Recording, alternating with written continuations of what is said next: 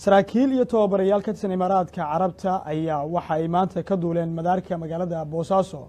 waxayna arrintani ka dambeysay xilli dowladda Soomaaliya iyo xiriirkii ka dhexeeyay imaaraadka carabta uu sii xumaanayo khadka telefoonka waxaa si toos ah ugu jira wariyaheenna magaalada boosaaso maxamed madani oo aanu ka wareysan doono balqaabka dhacdadaas u dhacday. Alo, salaamu calaykum.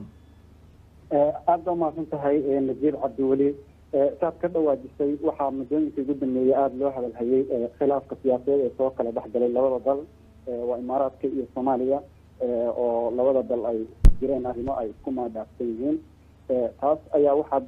hadda muuqatay in muxuu ahaa khilaafka uu saameyn uu ku yeeshay xeryo ciidan oo imaaraadka uu gacanta ku hayay kuwaasi oo meelo kamid ah ama magaalooyinka Soomaaliya ku yaalay.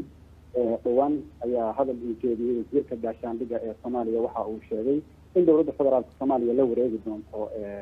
mushaharaadka iyo sidoo kale agabyada kale ay u baahan yihiin ciidanka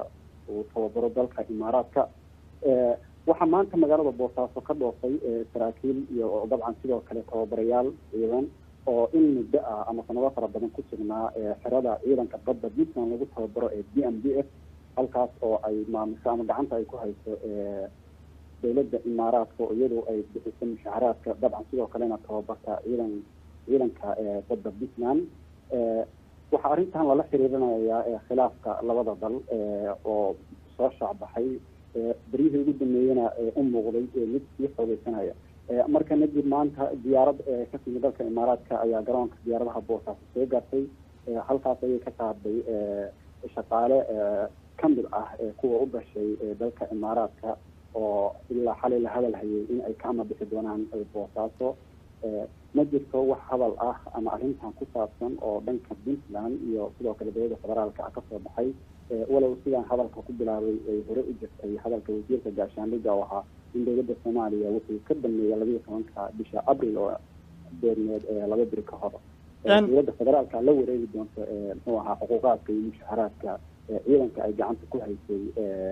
ama saldhigyada ay ku sugnaayeen saraakiisha imaaraadka.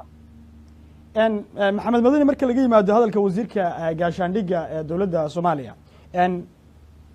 ciidankan iyo tababarayaashan maanta baxay waxay ka hawlgelayeen Puntland dhinaca Puntland arrintan sida iyagu qudhooda ugu muuqataa. dabcan Najiib ma jiro wax hadal ah oo saxaafadda ay ka sheegeen ama arrintan ay uga hadlayso maamulka Puntland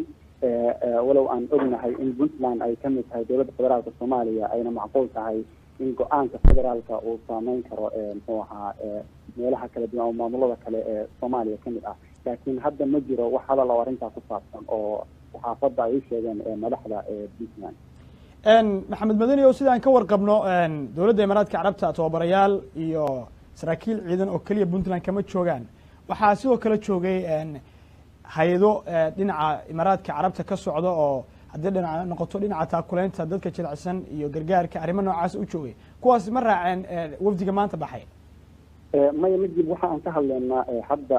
maanta dadka dhoofay waa saraakiisha amniga la xiriiray ama xerada BMDF waa ciidanka badda Puntland gacanta ku hayay xuquuqaadka iyo mushaharaadkana bixi jirtay muddo 8 sano ku dhowna muxuu ahaa xeradan gacanta ku haysay oo maamuleysay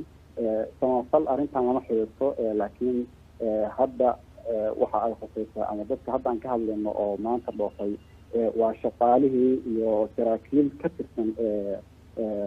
dhanka amniga ee dowladda imaaraadka.